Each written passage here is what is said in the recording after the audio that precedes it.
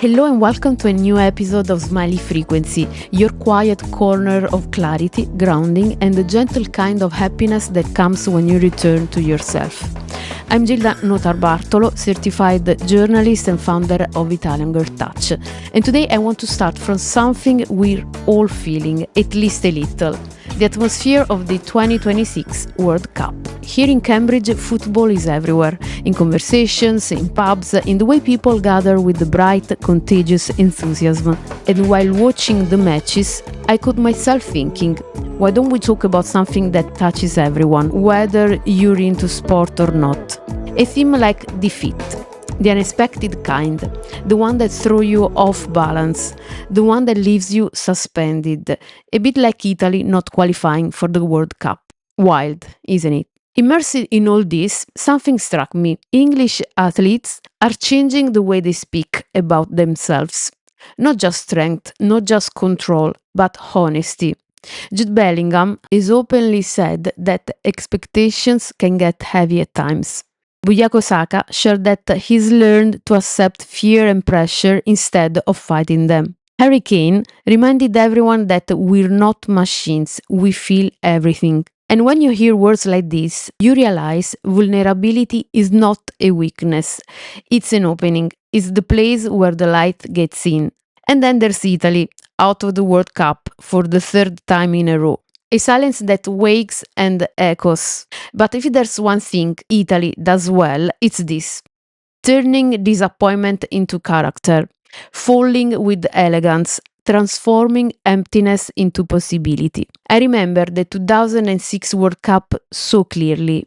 Cannavaro as captain, a united team, a display of talent and resilience that rose straight out of the chaos.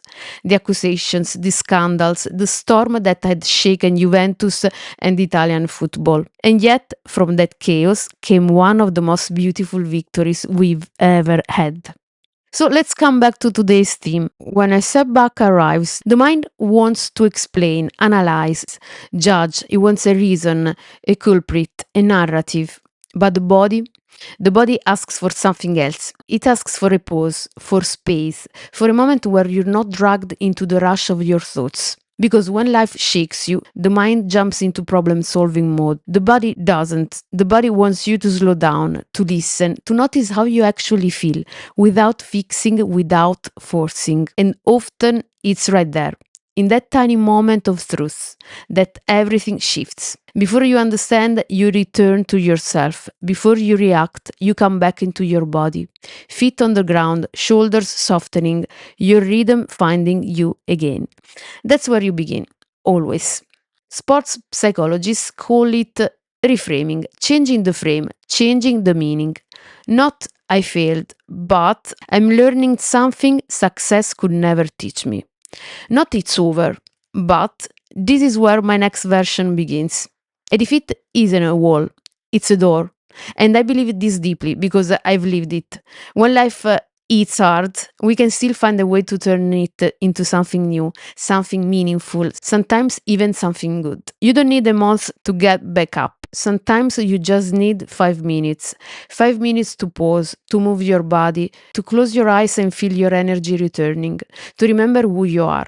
Healing doesn't arrive in big waves, it arrives in small ones, one after another. You are not what didn't go right, you are not the result, you are not the mistake. You are the person choosing to rise again. And that changes everything.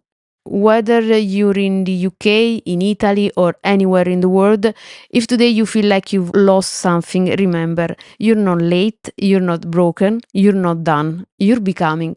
A defeat isn't the end of the story, it's the moment you start writing the new one. This was Smiley Frequency, your gentle pause of clarity, your moment to come back to yourself. If this resonated with you, write to me at gilda@italiangirltouch.com. You can find free resources on italiangirltouch.com. If you feel like doing it, follow me on YouTube as well. My channel is called Gilda Notarbartolo Italian Girl Touch. Tell me what you love to explore in the next episode.